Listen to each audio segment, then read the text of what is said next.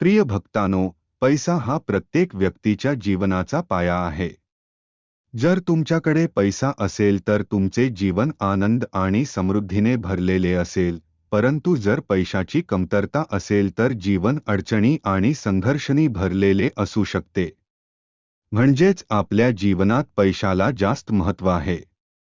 आजच्या विशेष सादरीकरणात आम्ही तुम्हाला श्री स्वामी महाराजांचा एक दिव्य आणि गुप्त मंत्र सांगणार आहोत.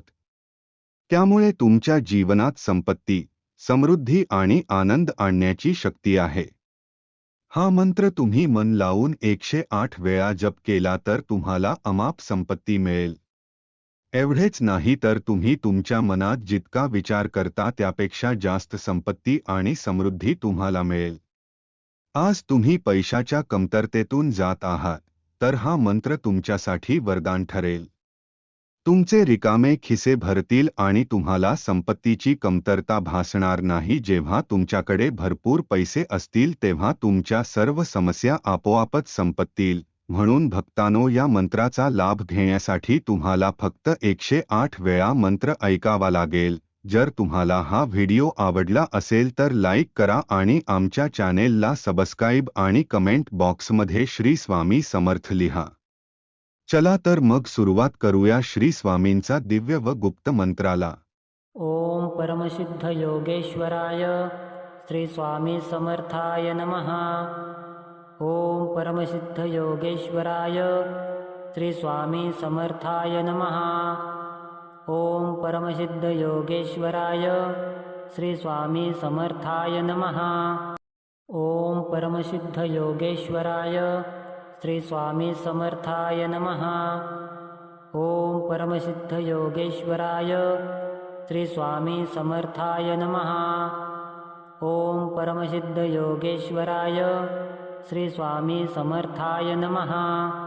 ओम परमसिद्ध योगेश्वराय श्री स्वामी समर्थाय नमः. ओम परमसिद्ध योगेश्वराय श्री स्वामी समर्थाय नमः. ओम परमसिद्ध योगेश्वराय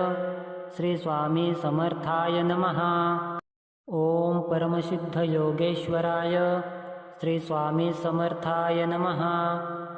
ओम परमसिद्ध योगेश्वराय श्री स्वामी समर्थाय नमः. ओम परमसिद्ध योगेश्वराय श्री स्वामी समर्थाय नमः. ओम परमसिद्ध योगेश्वराय श्री स्वामी समर्थाय नमः.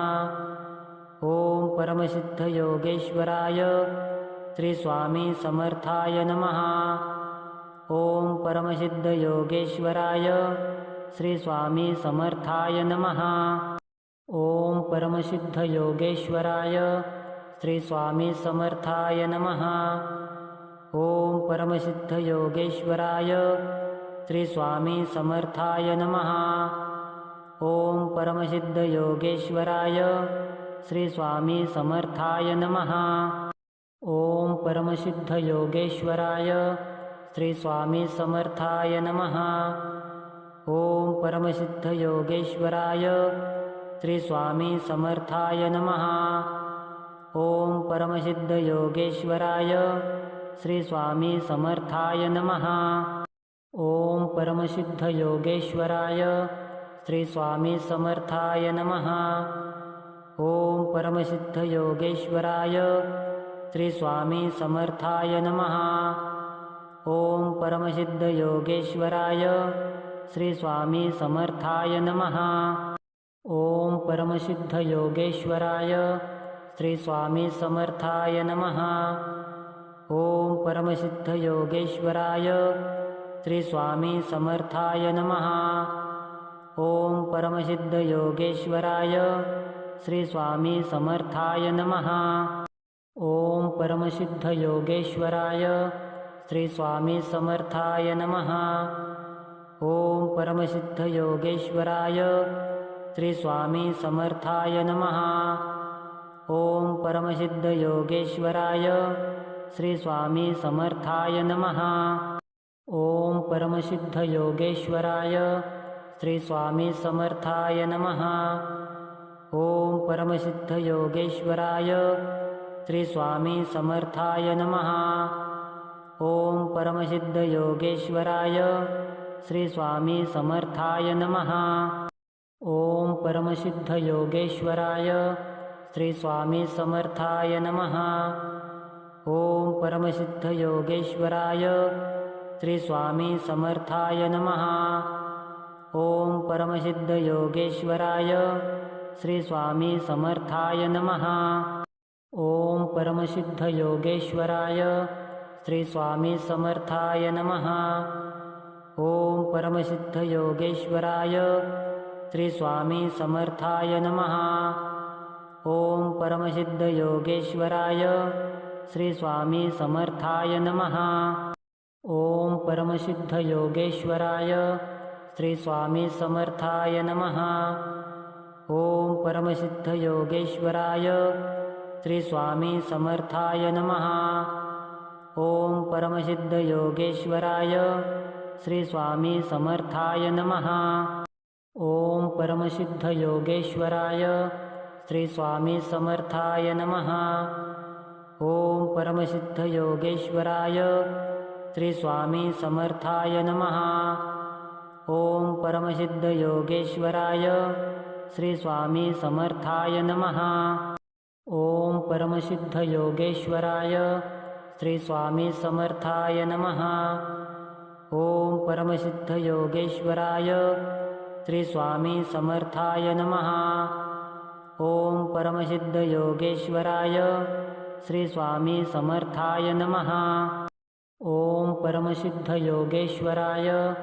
श्री स्वामी समर्थाय नमः. ओम परमसिद्ध योगेश्वराय श्री स्वामी समर्थाय नमः. ओम परमसिद्ध योगेश्वराय श्री स्वामी समर्थाय नमः. ओम परमसिद्ध योगेश्वराय श्री स्वामी समर्थाय नमः. ओम परमसिद्ध योगेश्वराय श्री स्वामी समर्थाय नमः. ओम परमसिद्ध योगेश्वराय श्री स्वामी समर्थाय नमः. ओम परमसिद्ध योगेश्वराय श्री स्वामी समर्थाय नमः. ओम परमसिद्ध योगेश्वराय श्री स्वामी समर्थाय नमः. ओम परमसिद्ध योगेश्वराय श्री स्वामी समर्थाय नमः. ओम परमसिद्ध योगेश्वराय श्री स्वामी समर्थाय नमः. ओम परमसिद्ध योगेश्वराय श्री स्वामी समर्थाय नमः.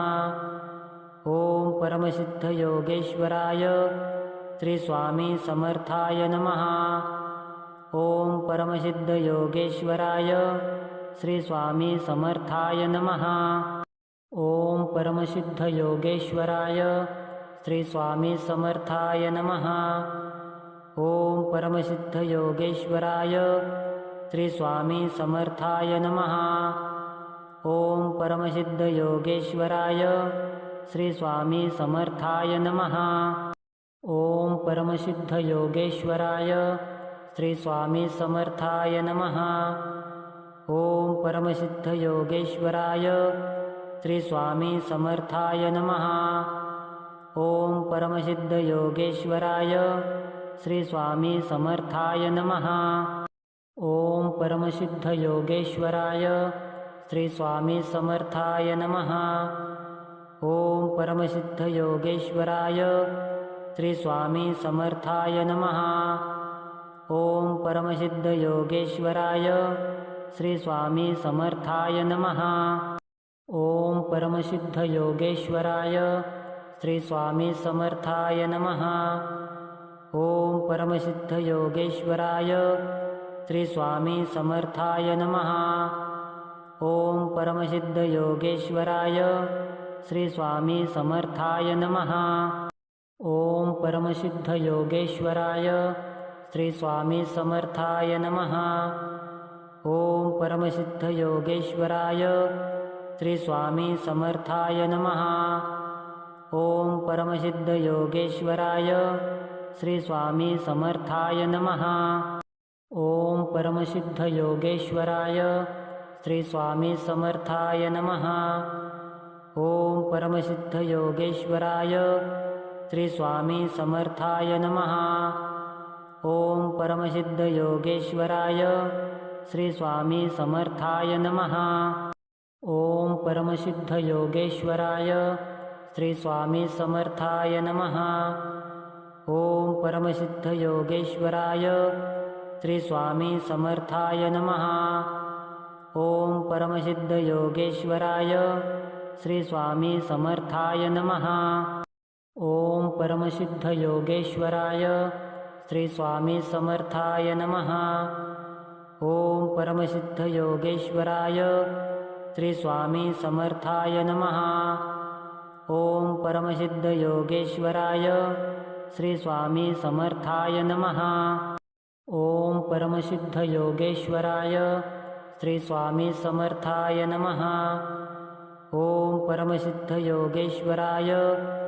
स्वामी समर्थाय नमः। ओम परमसिद्धयोगेश्वराय श्री स्वामी समर्थाय नमः। ओम परमसिद्धयोगेश्वराय श्री स्वामी समर्थाय नमः। ओम परमसिद्धयोगेश्वराय श्री स्वामी समर्थाय नमः। ओम परमसिद्धयोगेश्वराय श्री स्वामी समर्थाय नमः। ओम परमसिद्धयोगेश्वराय श्री स्वामी समर्थाय नमः। ओम परमसिद्धयोगेश्वराय श्री स्वामी समर्थाय नमः। ओम परमसिद्धयोगेश्वराय श्री स्वामी समर्थाय नमः। ओम परमसिद्धयोगेश्वराय श्री स्वामी समर्थाय नमः। ओम परमसिद्धयोगेश्वराय श्री स्वामी समर्थाय नमः।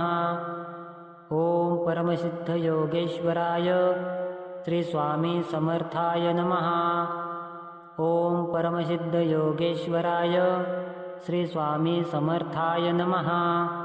ओम परमसिद्धयोगेश्वराय श्री स्वामी समर्थाय नमः। ओम परमसिद्धयोगेश्वराय श्री स्वामी समर्थाय नमः। ओम परमसिद्धयोगेश्वराय श्री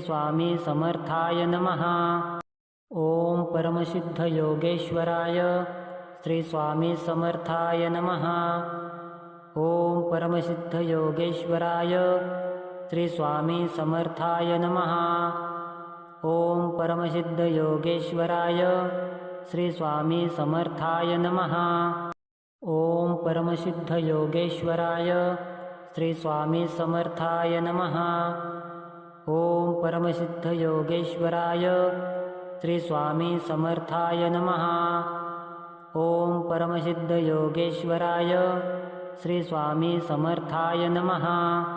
ओम परमसिद्धयोगेश्वराय श्री स्वामी समर्थाय नमः।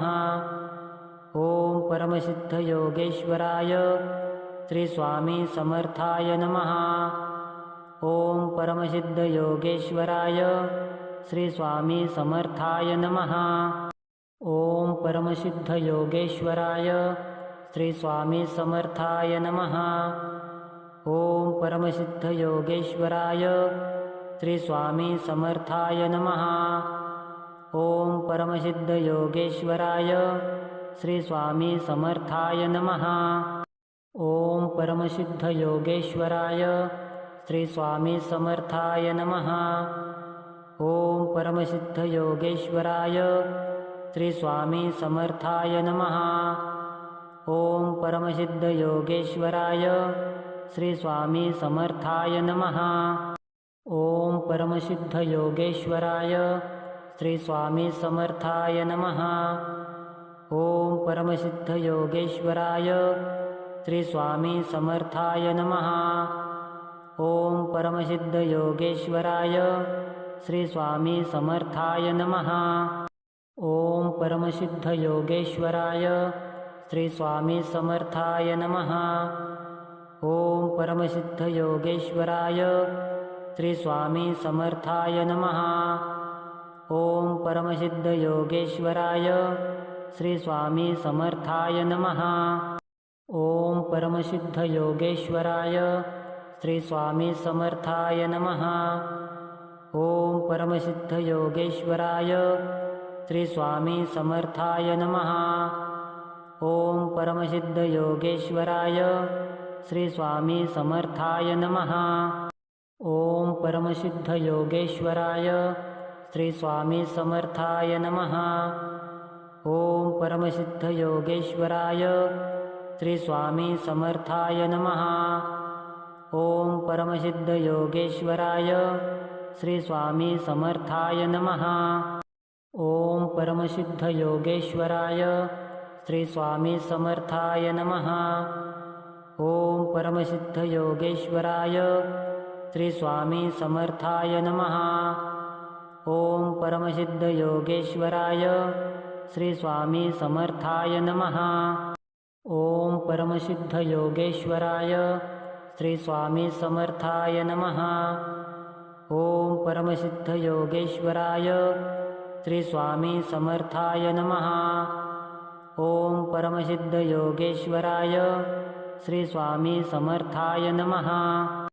ओम परमसिद्ध योगेश्वराय श्री स्वामी समर्थाय नमः। ओम परमसिद्ध योगेश्वराय श्री स्वामी समर्थाय नमः।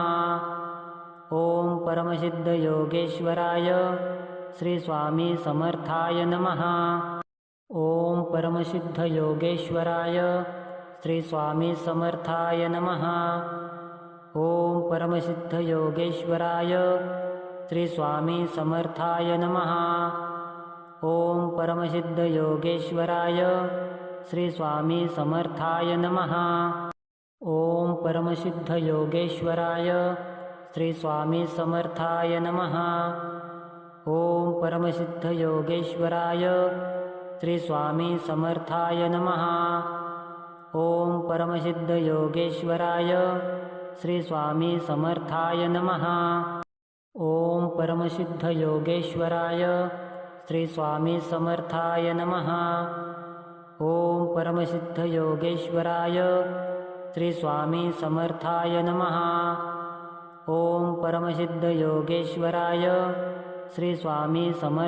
नमः। ओम परमसिद्ध योगेश्वराय श्री स्वामी समर्थाय नमः।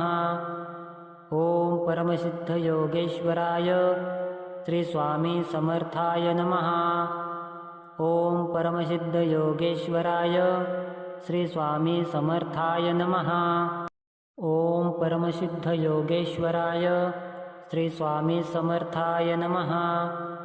ओम परमसिद्ध योगेश्वराय श्री स्वामी समर्थाय नमः।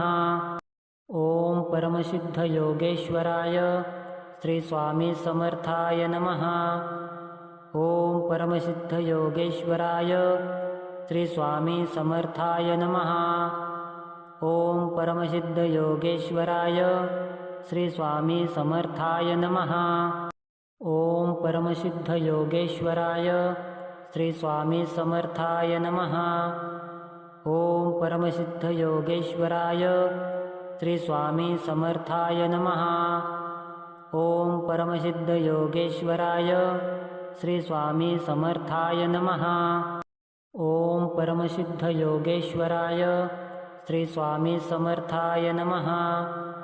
ओम परमसिद्ध योगेश्वराय श्री स्वामी समर्थाय नमः। ओम परमसिद्ध योगेश्वराय श्री स्वामी समर्थाय नमः। ओम परमसिद्ध योगेश्वराय श्री स्वामी समर्थाय नमः। ओम परमसिद्ध योगेश्वराय श्री स्वामी समर्थाय नमः। ओम परमसिद्ध योगेश्वराय श्री स्वामी समर्थाय नमः। ओम परमसिद्ध योगेश्वराय श्री स्वामी समर्थाय नमः। ओम परमसिद्ध योगेश्वराय श्री स्वामी समर्थाय नमः। ओम परमसिद्ध योगेश्वराय श्री स्वामी समर्थाय नमः। ओम परमसिद्ध योगेश्वराय श्री स्वामी समर्थाय नमः। ओम परमसिद्ध योगेश्वराय श्री स्वामी समर्थाय नमः। ओम परमसिद्ध योगेश्वराय श्री स्वामी समर्थाय नमः। ओम परमसिद्धयोगेश्वराय श्री स्वामी समर्थाय नमः। ओम परमसिद्धयोगेश्वराय श्री स्वामी समर्थाय नमः। ओम परमसिद्धयोगेश्वराय श्री स्वामी समर्थाय नमः। ओम परमसिद्धयोगेश्वराय श्री स्वामी समर्थाय नमः। ओम परमसिद्धयोगेश्वराय श्री स्वामी समर्थाय नमः। ओम परमसिद्धयोगेश्वराय श्री स्वामी समर्थाय नमः। ओम परमसिद्धयोगेश्वराय श्री स्वामी समर्थाय नमः। ओम परमसिद्धयोगेश्वराय श्री स्वामी समर्थाय नमः। ओम परमसिद्धयोगेश्वराय श्री स्वामी समर्थाय नमः। ओम परमसिद्धयोगेश्वराय श्री स्वामी समर्थाय नमः। ओम परमसिद्धयोगेश्वराय श्री स्वामी समर्थाय नमः। ओम परमसिद्धयोगेश्वराय श्री स्वामी समर्थाय नमः। ओम परमसिद्धयोगेश्वराय श्री स्वामी समर्थाय नमः। ओम परमसिद्धयोगेश्वराय श्री स्वामी समर्थाय नमः। ओम परमसिद्धयोगेश्वराय श्री स्वामी समर्थाय नमः। ओम परमसिद्धयोगेश्वराय श्री स्वामी समर्थाय नमः। ओम परमसिद्धयोगेश्वराय श्री स्वामी समर्थाय नमः। ओम परमसिद्धयोगेश्वराय श्री स्वामी समर्थाय नमः। ओम परमसिद्धयोगेश्वराय श्री स्वामी समर्थाय नमः। ओम परमसिद्धयोगेश्वराय श्री स्वामी समर्थाय नमः। ओम परमसिद्धयोगेश्वराय श्री स्वामी समर्थाय नमः। ओम परमसिद्धयोगेश्वराय श्री स्वामी समर्थाय नमः। ओम परमसिद्धयोगेश्वराय श्री स्वामी समर्थाय नमः। ओम परमसिद्धयोगेश्वराय श्री स्वामी समर्थाय नमः। ओम परमसिद्धयोगेश्वराय श्री स्वामी समर्थाय नमः। ओम परमसिद्धयोगेश्वराय श्री स्वामी समर्थाय नमः। ओम परमसिद्धयोगेश्वराय श्री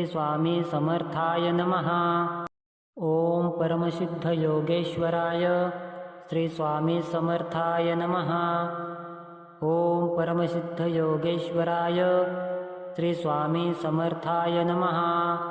ओम परमसिद्धयोगेश्वराय श्री स्वामी समर्थाय नमः। ओम परमसिद्धयोगेश्वराय श्री स्वामी समर्थाय नमः। ओम परमसिद्धयोगेश्वराय श्री स्वामी समर्थाय नमः। ओम परमसिद्धयोगेश्वराय श्री स्वामी समर्थाय नमः। ओम परमसिद्धयोगेश्वराय श्री स्वामी समर्थाय नमः। ओम परमसिद्धयोगेश्वराय श्री स्वामी समर्थाय नमः। ओम परमसिद्धयोगेश्वराय श्री स्वामी समर्थाय नमः। ओम परमसिद्धयोगेश्वराय श्री स्वामी समर्थाय नमः। ओम परमसिद्धयोगेश्वराय श्री स्वामी समर्थाय नमः। ओम परमसिद्धयोगेश्वराय श्री स्वामी समर्थाय नमः। ओम परमसिद्धयोगेश्वराय श्री स्वामी समर्थाय नमः। ओम परमसिद्धयोगेश्वराय श्री स्वामी समर्थाय नमः। ओम परमसिद्धयोगेश्वराय श्री स्वामी समर्थाय नमः। ओम परमसिद्धयोगेश्वराय श्री स्वामी समर्थाय नमः। ओम परमसिद्धयोगेश्वराय श्री स्वामी समर्थाय नमः। ओम परमसिद्धयोगेश्वराय श्री स्वामी समर्थाय नमः। ओम परमसिद्धयोगेश्वराय श्री स्वामी समर्थाय नमः। ओम परमसिद्धयोगेश्वराय श्री स्वामी समर्थाय नमः। ओम परमसिद्ध योगेश्वराय श्री स्वामी समर्थाय नमः। ओम परमसिद्ध योगेश्वराय श्री स्वामी समर्थाय नमः। ओम परमसिद्ध योगेश्वराय श्री स्वामी समर्थाय नमः। ओम परमसिद्ध योगेश्वराय श्री स्वामी समर्थाय नमः। ओम परमसिद्ध योगेश्वराय श्री स्वामी समर्थाय नमः। ओम परमसिद्ध योगेश्वराय श्री स्वामी समर्थाय नमः। ओम परमसिद्ध योगेश्वराय श्री स्वामी समर्थाय नमः। ओम परमसिद्ध योगेश्वराय श्री स्वामी समर्थाय नमः। ओम परमसिद्ध योगेश्वराय श्री स्वामी समर्थाय नमः। ओम परमसिद्ध योगेश्वराय श्री स्वामी समर्थाय नमः। ओम परमसिद्ध योगेश्वराय श्री स्वामी समर्थाय नमः।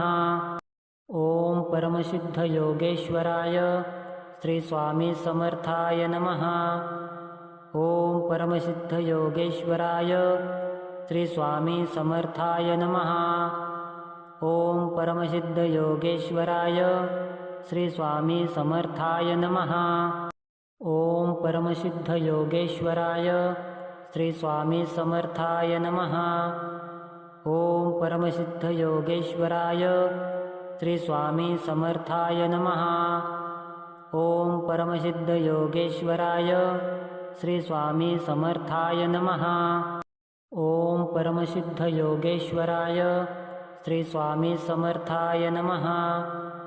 ओम परमसिद्ध योगेश्वराय श्री स्वामी समर्थाय नमः। ओम परमसिद्ध योगेश्वराय श्री स्वामी समर्थाय नमः। ओम परमसिद्ध योगेश्वराय श्री स्वामी समर्थाय नमः। ओम परमसिद्ध योगेश्वराय श्री स्वामी समर्थाय नमः। ओम परमसिद्ध योगेश्वराय श्री स्वामी समर्थाय नमः। ओम परमसिद्ध योगेश्वराय श्री स्वामी समर्थाय नमः। ओम परमसिद्ध योगेश्वराय श्री स्वामी समर्थाय नमः। ओम परमसिद्ध योगेश्वराय श्री स्वामी समर्थाय नमः। ओम परमसिद्ध योगेश्वराय श्री स्वामी समर्थाय नमः। ओम परमसिद्ध योगेश्वराय श्री स्वामी समर्थाय नमः। ओम परमसिद्ध योगेश्वराय श्री स्वामी समर्थाय नमः। ओम परमसिद्ध योगेश्वराय श्री स्वामी समर्थाय नमः। ओम परमसिद्ध योगेश्वराय श्री स्वामी समर्थाय नमः। ओम परमसिद्ध योगेश्वराय श्री स्वामी समर्थाय नमः।